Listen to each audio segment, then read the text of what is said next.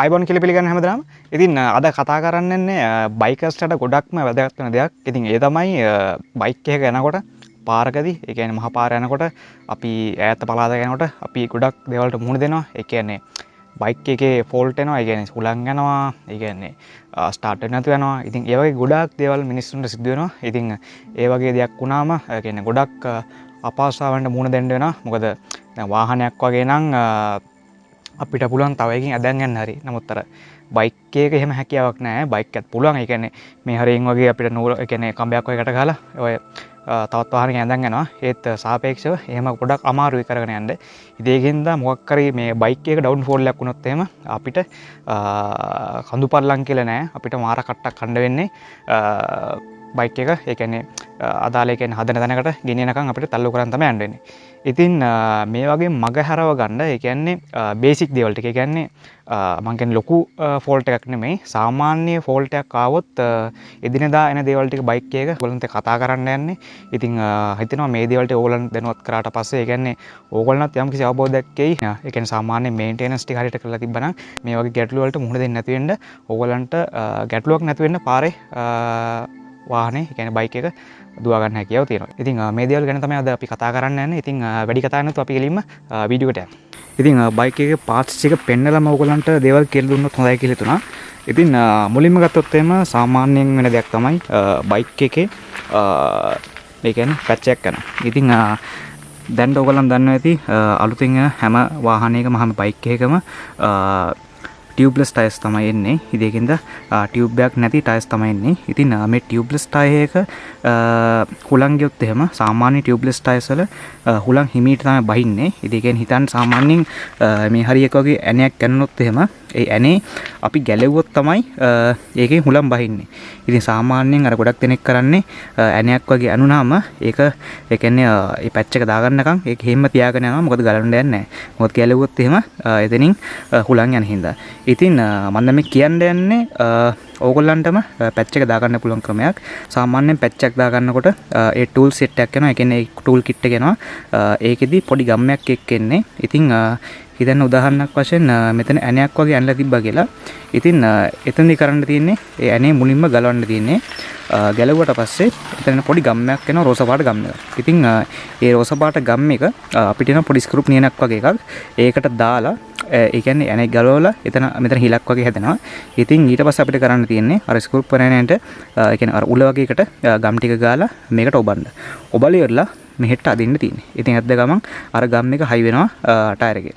ඉතින් ඊට පස්සේ ඔයගොල්ලන් කල්පනා කරන්න ඇති කොහොමද මේකට හුලං ගහන්නේ කියලා. ඉතින් අන්න ඒකට පොඩි දැන්න තියෙන ඉලෙක්ට්‍රික් පොම්ප. ඉතින් මම මේ කියන්නේ ඔයගොල්ලන් දුර ගමනක් යනවා නම් එදිනදා, ඒ කියන්නේ ළඟපාත යනවා නම් මේ වගේ දේවල් ටික නෙමෙයි මම කියන්නේ, සාමාන්‍ය ට්‍රිප් එකක් වගේ දුර ගමනක් යනවා නම් මෙන්න මේ දේවල් ටික රෙඩි කරන් තියාගත්තා නම් ඔයගොල්ලන්ට බය නැතුව යන්න පුළුවන් පාරක. ඉතින් පොඩි ඉලෙක්ට්‍රික් පොම්ප වෙන සාමාන්‍යයෙන් මෙන්න මේ අල්ලේ සයිස් එකේ නම් මේ අත ගන්න මේ හරියට වගේ එන්න. ඉතින් ඒ වගේ පොඩි පොම්පයක් තියාගත්තා නම් ඕගලන්ටම මේකට හුලං ගහන්න පුළුවන්. ඉතින් පැච් එකක් ගියොත් ඒ දේවල් ටික තමයි. ඉතින් අනිත් දේ තමයි සාමාන්‍යයෙන් මේක නම් බලපාන්නේ පරණ බයික් වලට. පරණ කියන්නේ සාමාන්‍යයෙන් ගොඩක් දුවපු බයික් වල ඕගලන් දැකලා ඇති මේ ප්ලග් එකේ කාබන් බැඳෙනවා. ප්ලග් එකේ කාබන් බැඳුනහම කරන්ට් එක පාස් වෙන්නේ නැහැ. ඉතින් අන්න ඒ වගේ අවස්ථාවලදී ඕගොල්ලන් ළඟ මේ ප්ලග් එක ගලවන පොඩි රින්චයක් එනවා. ඉතින් ඒක ඕනි කෙනෙක්ට කිව්වනම් ඕනි කඩේකින් ස්පෙයා පාර්ට් බඩු කඩේකින් ගන්න පුළුවන්. එච්චර නෑ, රුපියල් 100ක් වගේ මුදලට ගන්න පුළුවන් මේ ප්ලග් එක ගලවන කෑල්ල. ඉතින් ඒ කෑල්ල අරන් තියාගෙන පොඩි කියත් පටියක් තියාගන්න බලන්න. කියත් පටියක් තියාගෙන මම දැන් ඔයගලන්ට ප්ලග් එකේ ෆොටෝ එකක් දාන්නම්. ඒකේ ඔයගොල්ලන් දැකලා තියෙන ප්ලග් එක කරන්ට් එක පාස් වෙන තැන අන්න එතන කාබන් බැඳලා තියෙනවා. ඉතින් එහෙම අවස්ථාවලදී වාහනේ ස්ටාර්ට් වෙන්නේ නැහැ. ඒ කියන්නේ කරන්ට් එක පාස් වෙන්නේ නැහැ. මොකද කාබන් බැඳලා ඉන්නේ. ඉතින් ඒ වගේ වෙලාවට ඔයාලට තියෙන්නේ දැන් ඔය තියෙන මම ඔය ඉතලයක් ගහලා තියෙන පෙන්නන තුඩ හරියේ කාබන් බැඳලා තියෙන්නේ. ඉතින් පොඩි කියත් පටියකින් ඒ ටික වැලිකඩ දාසයෙන් හරි ඒ ටික පිහදාලා ආයේ මේකට හයි කරාට පස්සේ බයික් එක ස්ටාර්ට් වෙනවා. ඉතින් මේ මං කිව්ව අදාළ කිව්වේ පරණ බයික් වලට. පරණ කියන්නේ සාමාන්‍යයෙන් අවුරුදු 10ක් වගේ පරණ බයික් වල සාමාන්‍යයෙන් එන්ජිම පරණ වෙනකොට ගෙවෙනවා. එතකොට කාබන් බැඳෙනවා වැඩි. ඉතින් සාමාන්‍ය අලුත් බයික් එකක නම් කාබන් බැඳෙන්නේ නැහැ කීයටවත්. ඉතින් ඒකත් එක හේතුවක් බයික් එකක් නවතින. ඉතින් අනිත් එක තමයි බැටරිය. ඉතින් මම මේ කතා කරන්නේ, ඒ කියන්නේ මේ බයික් එකට විතරක් නෙමෙයි හැම බයික් එකකටම වෙන පොදු දේවල් ටික තමයි මම කතා කරන්නේ. ඉතින් මෙතන තියෙනවා බැටරිය. ඉතින් බැටරිය ගලවන්නේ මෙන්න මෙතන මේ කරලා මෙතනින් හරියට පස්සේ බැටරිය තියෙනවා. ඉස්සෙල්ලා බලන්න ස්ටාර්ට් වෙන්නේ නැතකොට මෙතනට මෙහෙම එනවද කියලා. ඒ කියන්නේ දැන් බලමු. මේකේ දැන් ස්විච් එක දැම්මට පස්සේ මෙතන ඩිස්ප්ලේ එක ඔන් වෙනවා නම් ඒ කියන්නේ කරන්ට් එක එනවා. ඉතින් මේක එන්නේ නැහැ කියලා කියන්නේ කරන්ට් එක එන්නේ නැහැ. ඉතින් ඒ වගේ අවස්ථාවලදී මුලින්ම බලන්න ඕනි මෙතන ගලවලා මේ බැටරි වල කණු හරියට ෆිට වෙලා තියෙනවද? ඒ කියන්නේ සමහර බුරුල් ඒවා තියෙනවා. ඉතින් බුරුල් වුණාම කරන්ට් එක පාස් වෙන්නේ නැහැ. ඉතින් ඒකත් බලන්න බයික් එක ස්ටාර්ට් වෙන්නේ නැතිකොට මගදී මොකක් හරි කියන්නේ ඔයගොල්ලන් දුර ගමනක් යනකොට එහෙම බයික් එක මගදී නැවතුනොත් එහෙම ඒකත් පොඩ්ඩක් බලන්න. ඇයි බයික් එක නැවතුනේ කියලා. ඉතින් ඊළඟ කාරණේ තමයි සමහර ලාවට හිටි ගමන් ඉස්සරහ බ්‍රේක් වදින්න නැතුව යනවා.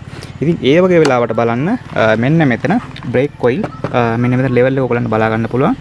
බ්‍රේක් කොයිල් තියනවද කියලා මෙන්න මේ කෑල්ලේ. ඉතින් මේ කෑල්ලේ බ්‍රේක් කොයිල් නැතිනොත් එහෙම ඉස්සරහ බ්‍රේක් වැඩ කරන්නේ නැහැ. ඉතින් ඒ ඔයිල් තියෙනවා නම් ඒ කියන්නේ ඔයිල් හොඳට තියෙනවා නම් බලන්න මෙතන ඩිස්ක් එකේ පෑඩ් ගෙවිලාද පෑඩ් ගෙවුනට පස්සේ බ්‍රේක් වදින්නේ නැහැ. ඉතින් පෑඩ් ගෙවිලා නැත්තම් ගැටලුව ඇත්තේ මෙන්න මෙතන ඔයිල් නැතිකමක්. ඉතින් ඒ දේවල් ටිකත් බලන්න ඒ වගේ අවස්ථාවකදී. ඉතින් ඊට පස්සේ තවත් දෙයක් තමයි බයික් එකේ කරන්ට් එකක් එනවා. ඒ කියන්නේ මෙතන දාම ස්විච් එක දාපුවම කරන්ට් එකක් තියෙනවා. ඉතින් ඒ වගේම කරන්ට් එකක් තියෙනවා. ඒ කියන්නේ අතන ප්ලග් එකත් කරන්ට් පාස් වෙනවා කිසිම අවුලක් නැහැ. ඉතින් ඒ වගේ අවස්ථාවලදී ඔයගොල්ලන් දැකලා සමහර බයික් ස්ටාර්ට් වෙලා සාමාන්‍යයෙන් තප්පර දෙක තුනක් තියලා එකපාරම නවතිනවා. ඉතින් අන්න ඒකට හේතුව තමයි එයාර් ෆිල්ටර් එක બ્લોක් වෙලා ඇති. ඉතින් එයාර් ෆිල්ටර් બ્લોක් වෙලා කියලා කියන්නේ කාලෙකදී සර්විස් කරන්න නැතුව හිටියාම එයාර් ෆිල්ටර් එකේ දූවිලි බැඳෙනවා. ඉතින් දූවිලි බැඳුනට පස්සේ එයා එක ෆ්ලෝ වෙන්න විදියක් නැහැ. එයාක ගමන් කරන්න විදියක් නැහැ. මොකද දූවිලි හින්දා ඒක හිර වෙලා තියෙනවා. ඉතින් ඒකින්ද ඒ වගේ අවස්ථාවකදී එයාර් ෆිල්ටර් બ્લોක් වුණාම බයික් එක ස්ටාර්ට් වෙලා එකපාරම නවතිනවා. ඉතින් මේ බයික් එක නම් එයාර් ෆිල්ටර් එක මෙතන තියෙන්නේ. ඉතින් බයික් එකෙන් බයික් එකකට වෙනස් වෙනවා. ඒ කියන්නේ සාමාන්‍ය ස්කූටර් එක නම් සාමාන්‍ය සීට් එක යට තමයි තියෙන්නේ. ඉතින් මේ බයික් එක ගැන Apache මේ RTR 150 නම් මෙතන තියෙන්නේ. ඉතින් මේක ගලවලා එයාර් ෆිල්ටර් එකට පොඩි හුලම් පාරක් අල්ල ගන්න තියෙන්නේ. ඒක කියන්නේ සර්විස් ස්ටේෂන් එකකට වගේ ගියා නම් ඒගොල්ලන් පොඩි හුලම් පාරක් අල්ලලා දෙයි. ඒ කියන්නේ ඒකේ දූවිලි ටික තමයි යවා ගන්න ඕනේ. ඉතින් ඒ දේවල් ටික තමයි ඒක. ඉතින් තවත් කාරණයක් තමයි පෙට්‍රෝලක් තියෙනවා බයික් එකේ හැමදේම අතට එයාර් ෆිල්ටර් එකත් සුද්ධ කරලා හැමදේම කළා. ඒත් බයික් එක මිස් කරනවා. ඒ කියන්නේ ඕගොල්ලන් යනකොට බයික් එක මිස් කරනවා කියලා කියන්නේ ඕගොල්ලන් දන්නවා ඇති ඒ කියන්නේ ඇක්සලරේටර් රේස් කරාම එක අවස්ථාවකදී රේස් වෙනවා. තව අවස්ථාවකදී බයික් එක ඒ කියන්නේ අර කැඩි කැඩි තමයි රේස් වෙන්නේ. ඒ කියන්නේ අර හොඳට රේස් වෙන්නේ නැහැ. ඉතින් මම මේකේ ඔයගොල්ලන්ට ස්ටාර්ට් කරලා පෙන්නන්නම්. ඉතින් එහෙම ස්විච් එක දාලා මෙහෙම රේස් කරනකොට මේකේ මිස් එකක් පෙන්වන්න විදිහක් නැහැ. ඔයගොල්ලන්ට පේනද මේක ලස්සනට රේස් වෙනවා.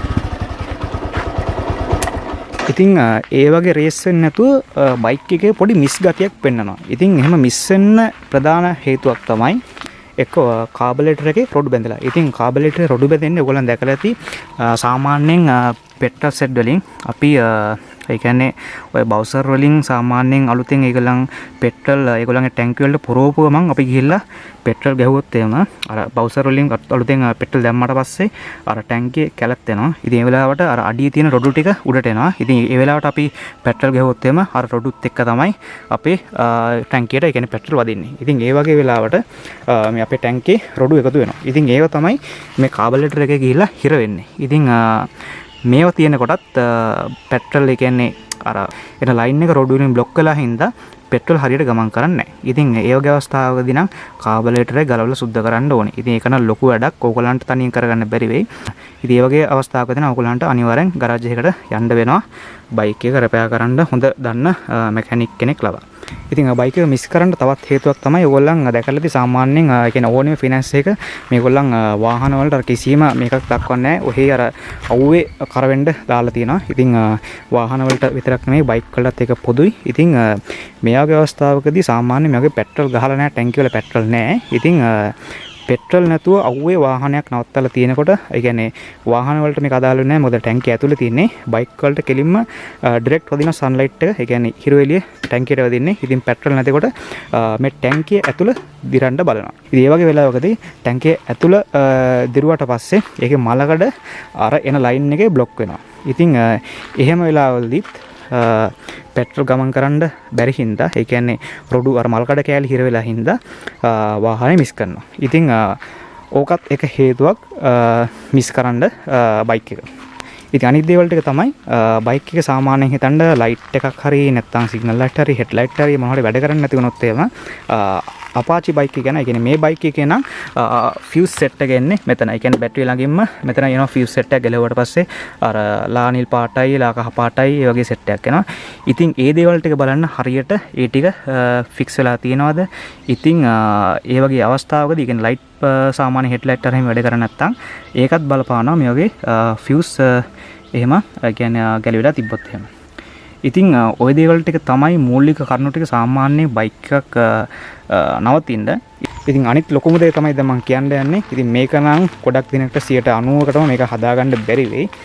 මොකද හරියට බඩු ටික ඕනේ ටූල්ස් ටික. ඉතින් ඒ ටික නැතුව හදාගන්න බෑ. ඉතින් ඒ දේ තමයි මම පෙන්වන්න යන්නේ දැන්. ඒක තමයි මෙන්න මේ චේන් එක.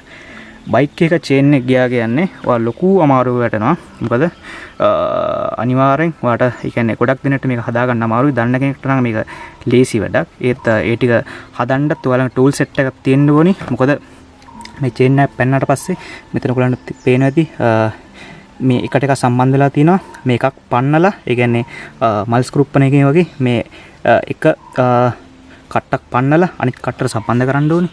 ඉතින් මේක ඒ කියන්නේ දැනගෙන තියාගත්තා කියන්නකෝ. ඉතින් ඔයා දන්නවා මේක මාරු කරන්න. ඒ මාරු කරන්න දැනගෙන තිබ්බත් ඒ බඩු ටික ඕනේ. මොකද සාමාන්‍යයෙන් මේක මාරු කරනකොට මෙතනින් ගහනකොට මෙතනින් පොඩි කොටයක් වගේ තියන්න ඕනේ. ඒ කොටේට තියලා ඊට පස්සේ මිටියක් ඕනේ. මේ මිටියෙන් තමයි මේකට ගහලා මේ කට්ට පන්නන්නේ. ඊට පස්සේ මේක හරියට දාන්න ඕනේ, බැලන්ස් කරන්න ඕනේ. චේන් එක දානකොට මෙතන නට් එක බුරුල් කරලා මේක අර ගානට ඇඩ්ජස්ට් කරන්න ඕනි. ඉතින් ඒ වගේ දේවල් ටික ලොකු වැඩ ටිකක් තියෙනවා. ඉතින් ගොඩක් දිනට මේක කරගන්න අමාරු වෙයි. හරියට පුරුදු වුණොත්, ඒ කියන්නේ හරියට පුරුදු වෙලා හොඳ ටූල් සෙට් එකක් ඔයාලඟ තිබ්බනම් ඔයාලට තනියම කරගන්න පුළුවන්. ඉතින් එහෙම නැති වුණොත් ඕගොල්ලන්ට යන්න වෙනවා ගරාජ් එකකට මේ ටික හදාගන්න. ඉතින් මේකෙන් බේරෙන්න හොඳම ක්‍රමය තමයි හැම වෙලාවෙම, ඒ කියන්නේ හැම වෙලාවෙම කියන්නේ හැම වෙලාවෙම බලන්න නිතර මේ චේන්ස් පොකට් එක ගෙවිලා තියෙනවද? ඒ කියන්නේ තව කාලයක් දුවන්න පුළුවන්ද? මේක නම් ගෙවිලා නැහැ. ඉතින් ඒ වගේ මේ චේන් වල දාර බලන්න මේ හොඳට තව කාලයක් පාවිච්චි කරන්න පුළුවන්ද? ඉතින් මම නම් රෙකමන්ඩ් කරන්නේ සාමාන්‍ය කිලෝමීටර් 10000ක්, ඒ කියන්නේ 10000ක් 15000ක් අතර. ඒ කියන්නේ උපරිම 15000ක් ඒ කාලේ වගේ ඇතුළත චේන්ස් පොකට් සෙට් එක මාරු කරගත්තා නම් හොඳයි කියලා තමයි මගේ මතේ. ඉතින් ඊට වඩා කාලයක් පාවිච්චි කරන්න පුළුවන්. ඉතින් ඒක ගැටලුවක් නැහැ. සාමාන්‍ය දැන් මගේ කලින් තිබ්බ බයික් එකක මම සාමාන්‍යයෙන් 20000ක් වෙනකන් එක චේන්ස් පොකට් සෙට් එකක් පාවිච්චි කරා. ඉතින් අර පාවිච්චි කරන්න පුළුවන්. අර මං කිව්වේ අර වගේ අවදානමකින් බේරෙන්න. මොකද චේන් එකක් පැන්න කියලා කියන්නේ ලොකු අමාරුවක් වැටෙනවා හදාගන්න ගියාම. ඉතින් අවදානයෙන් මිදෙන්න තමයි මං කියන්නේ මේ චේන්ස් පොකට් සෙට් එක දාගන්න කියලා. මොකද මේ මහලු ගානක් එන්නෙත් නැහැ. මේ අපාචිම මේ සෙට් එකම 2000ක් වගේ එන්නේ. ඒ කියන්නේ මේ දැන් ගාන ඒ කාලේ නම් 1700 තිබ්බා. දැන් පොඩ්ඩක් අර කොරෝනා හින්දා ගානක් වැඩි හින්දා 2000ක් වගේ වෙනවා. ඉතින් අනිත් බයික් වල සාමාන්‍ය ওই මිල තමයි යන්නේ. මහලු වෙනසක් වෙන්නේ නැහැ. ඉතින් ওই දේවල් ටික තමයි ඕක. ඉතින් මං හිතනවා සම්පූර්ණ ඕගොල්ලන්ට අයිඩියා එකක් එන්නේ නැති කියලා. මේ බයික් එකක් සාමාන්‍යයෙන් මගදී බ්‍රේක් ඩවුන් වුණොත් එහෙම බලපාන හේතු ටික. ඉතින් ওই දේවල් ටික තමයි ප්‍රධාන හේතුව. දැන් ඔය මම කියපු දේවල් ටික ඕගොල්ලන් හරියට ඒ ටික ඒ කියන්නේ දේවල් ටික ඉගෙන කරන් තිබ්බනොත් ඒ කියන්නේ ඔය චේන් එකක් දාගන්නේ, ඒ කියන්නේ චේන් එක කොහොමද දාගන්නේ, ප්ලග් එක කරලා සුත්ත කරගන්න. ඉතින් හුලං ගියාම ඒ දේවල් ටික කරගන්න, පැච් එක දාගන්න. ඉතින් ඒ දේවල් ටික ඉගෙන ගත්තා නම් ඕගලන්ට මේ බයික් එකක් ඒ කියන්නේ ලංකාවේ ඕනි තැනක බලනතු යන්න පුළුවන්. මොකද තමන් දන්නවා මොකක් කර බ්‍රේක් වුණොත් හදාගන්නේ කොහොමද කියලා. ඉතින් මේ ටයර් එකේ අර පැච් එක මාරු කරන විදිහම ඔයගලන්ට බලා ගන්න ඕන නම් YouTube එකේ ඕනි තරම් වීඩියෝස් තියෙනවා. ඒ කියන්නේ පිටරට කරපු වීඩියෝස් පාව තියෙනවා. කොහොමද ඒ කියන්නේ ටියුබ්ලස් ටයර් එක පැච් එකක් දාන්න කියලා සර්ච් කරලා නම් ඔයගලන්ට ලීසියෙන් හොයා ගන්න පුළුවන් ඒ දේවල් ටික. ඉතින් තව දෙයක් මතක් වුණා. ඒකත් මම කියන්නම්. සමහර ලාවට මේ ඉස්සරහා බ්‍රේක් එක හිර වෙනවා. ඒ කියන්නේ පොඩ්ඩක් අර නිකන් හිර වෙනවා වගේ. දැන් මේ වගේ මේක නම් හොඳ ස්මූත් දෙකට යනවා. සමහර ඒවා හිර වෙනවා. ඒ හිර වෙන්න ප්‍රධාන හේතුවක් තමයි මේකේ මෙන්න මෙතන අස්සේ. ඒ කියන්නේ ඔයගොල්ලන්ට පේනවද දන්නේ නැහැ. මෙතන මේ පෑඩ් එක අස්සේ වැලි හිරුණාම මෙතන මේ දෙක අතර වැලි හිරුණාම රොඩු තිබ්බාම කාලයක් යනකොට මෙතන රොඩු බැඳෙනවා. ඉතින් ඒ වගේ අවස්ථාවකදී බ්‍රේක් එක හිර වෙනවා. ඉතින් සමහරවිට ඔයගොල්ලන් දැකලා ඇති මේක හිරම වෙලා තිනවා ගල් ගෙඩිය වගේ. ඒ කියන්නේ ඉස්සරහටවත් ගන්න බැරි වෙන්න තිනවා. ඉතින් ඒ වගේ අවස්ථාවකදී නම් පොඩි මිටියක් වගේ නිකන් පොඩි වර්ධයකින් අර මෙහෙට තට්ටුවක් දැම්මට පස්සේ ඒක බොරුල් වෙනවා. ඉතින් ඒක හැම වෙලාවෙම කරගෙන ඉන්න බෑ. මොකද ඊට ඒක අවදානම් වැඩක්. මොකද අපි පාරේ වුණත් යනකොට එකපාරම වාහනේ හිර ඒ කියන්නේ බ්‍රේක් එක හිර වෙන්න පුළුවන්. ඉතින් ඒකින්ද හොඳම දේ තමයි ගරාජ් එකට ගිහිල්ලා මේ සෙට් එකම ගලවලා මේ දෙපැත්ත හොඳට ක්ලීන් කරලා ඒ දේවල් ටික කරගත්තා නම් ඒකෙන් ගැටලුවක් වෙන්නේ නැහැ. ඉතින් ඒ දේවල් ටික තමයි ඕක. ඉතින් මම හිතනවා අද මම මේ සම්පූර්ණ දේවල් ටිකක් කිව්වා කියලා. මම හිතන්නේ මට මොකුත් මග හැරුණා කියලා. ඉතින් ওই දේවල් ටික තමයි සාමාන්‍ය ප්‍රධාන වශයෙන් බයික් එකක අපි පාර යනකොට අපිට ෆෝල්ට් එකක් විදියට එන්නේ. ඉතින් ওই දේවල් ටික තමයි. ඉතින් අනිත් එක තමයි එන්ජින් ඔයිල් එක හරියට බලන්න. මොකද නැත්නම් එන්ජින් ඉවරයි. හැම වෙලාවම සාමාන්‍යයෙන් පුළුවන් නම් මාසෙක සැරයක් හරි මේක මෙතනින් ගලවලා මේක එහෙම ගලවන්න පුළුවන්. මෙහෙම ගලවලා මේක බලන්න මේක තියෙනවා කට්ටක්. ඒ කට්ට ලෙවල් එකට එන්ජින් ඔයිල් තියෙනවද අඩු වෙලාද අඩු වෙලා තියෙනවා එන්ජින් ඔයිල් ටිකක් දාන්න. ඉතින් මේ දේවල් ටික හරියට බලා ගන්න බයික් එකේ. ඉතින් ওই දේවල් ටික තමයි සාමාන්‍යයෙන් මේන්ටේනන්ස් කියලා එන්නේ බයික් එක ප්‍රධාන වශයෙන්. ඉතින් ඒ අරින්න බැටරිය බැස්සොත් නම් ඉතින් මෙහෙමයි.